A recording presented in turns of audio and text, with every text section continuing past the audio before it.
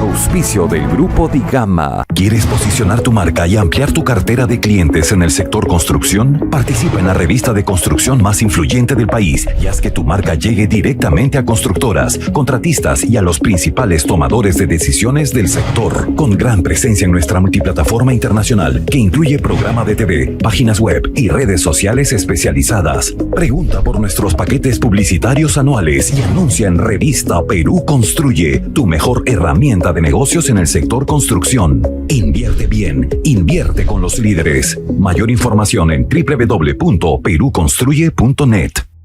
Bienvenidos a Perú Construye. Mi nombre es Jorge León Benavides. Junto con César Campos vamos a desarrollar el presente programa de Perú Construye. Tenemos como invitado a Julio Castillo Cajas. Él es abogado especialista inmobiliario en saneamiento de tierras y asociado principal del estudio PPU. El tema que vamos a tocar con el doctor es entre obras de infraestructura, expropiaciones y desalojos. Bienvenido, doctor Castillo, ¿cómo está? Muchas gracias. Estas últimas semanas hemos visto, doctor, una serie de desalojos debido a obras viales, ¿no?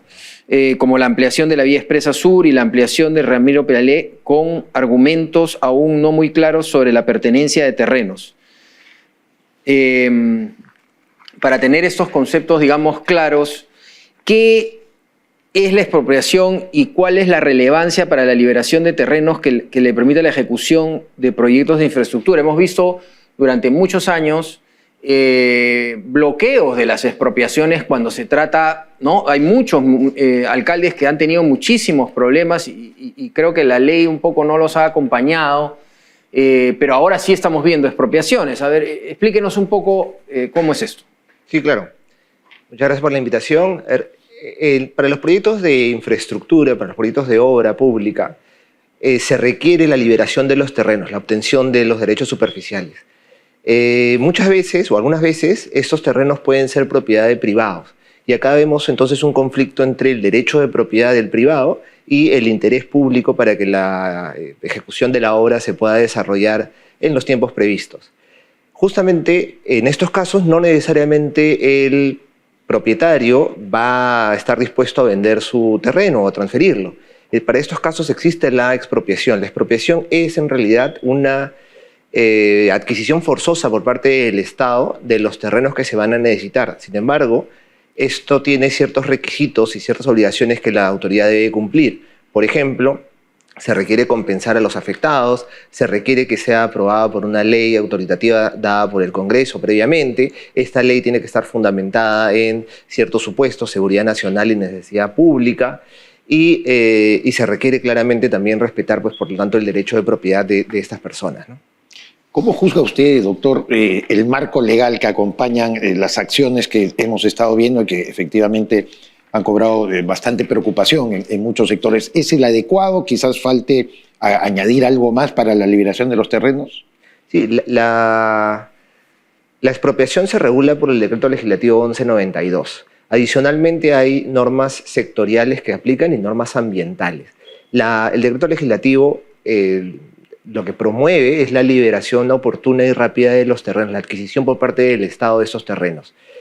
Pero claro, esto no puede ser tampoco arbitrario, no puede no de respetar los derechos de los... Tiene que invocarse interés público, de todas maneras. Tiene que invocarse el interés público, que para nuestra legislación se llama como necesidad pública, y que está basada justamente en el interés que tenemos toda la sociedad de poder tener mejor infraestructura, ¿no? Nuestra legislación sí cumple bastante de los requisitos que exige que se cumplan los requisitos de garantías por parte del propietario.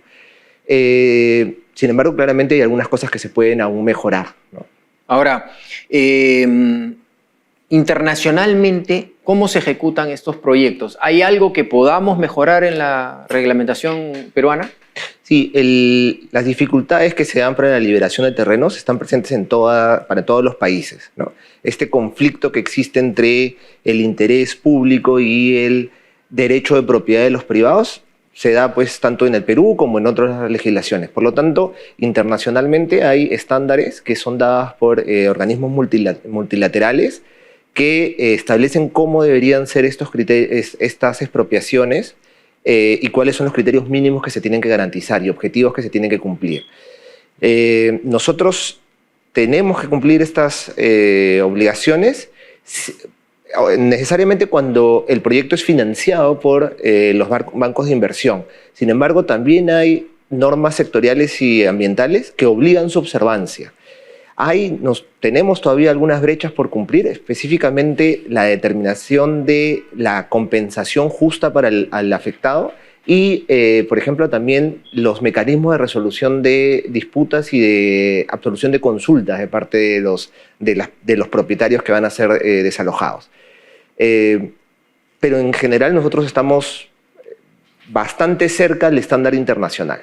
De acuerdo. Pero vemos casos en que se producen invasiones en terrenos públicos, eriazos, y claro, la posesión es un atributo del derecho de propiedad. No podrían disponer, pero también nuestra legislación, específicamente el Código Civil, le otorga a aquel que ejerce durante mucho tiempo, determinado tiempo, el derecho posesorio, a que pueda ser considerado propietario. ¿Cómo poder distinguir el caso? Porque justamente en el tema de la ampliación de la vía expresa sur, se ha aludido a ello, ¿no? De que habían grupos de personas, incluso hasta colegios que se habían ubicado inopinadamente en un lugar que era una propiedad pública. Sí, ahí hay bastante desinformación. Realmente nuestro país es un país bastante informal que tiene que hacer que la legislación civil, que como tú dices, el tema de las prescripciones adquisitivas, el tema de tener inscrito su derecho de propiedad, debería converger con el derecho, con este interés público de poder ejecutar obras dentro de tiempo y sin afectar arbitrariamente a los afectados. En el caso de la vía expresa sur, y entiendo que también Ramiro Priale, hay derechos de propiedad saneados, hay derechos de propiedad inscritos en registros públicos, de personas que son afectadas y que son titulares desde hace mucho antes de la vía expresa.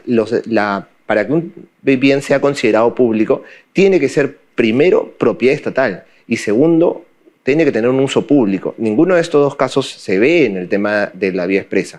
Cuando han habido funcionarios que dicen esto es un derecho, esto es una vía pública, no basta el que sea declarado administrativamente. Unilateralmente no se puede hacer eso. Correcto, lo que se necesita es justamente hacer un diagnóstico real de esta propiedad e incluso probablemente sí hay ocupantes que no tienen derechos, que deben ser, no la mayoría, pero a ellos hay que también cumplirles con darles información, cumplir con avisarles a tiempo para que se puedan mudarse. No es posible tampoco entrar a su domicilio como se estaba haciendo sin los avisos previos. Unilateralmente eso es un ejercicio arbitrario de parte de la administración. Ahora, sobre el caso justamente de Vía Expresa Sur, si bien la Municipalidad de Lima indicó que todos los desalojos y demoliciones se han dado en las vías metropolitanas, esto no sería del todo cierto, indíquenos si es así, y prueba de ello es que hay terrenos que son producto de herencias y se está judicializando lo que podría ocasionar este problema, sí podría ocasionar entonces retrasos en las obras. Sí, sin duda. Y además, inseguridad jurídica para los propietarios. Nadie quiere ser... la idea no es beneficiar y, sobrebeneficiar a estas personas que están afectadas, pero sí compensarlas para que la obra pública sea también recibida correctamente por toda la sociedad. Nosotros...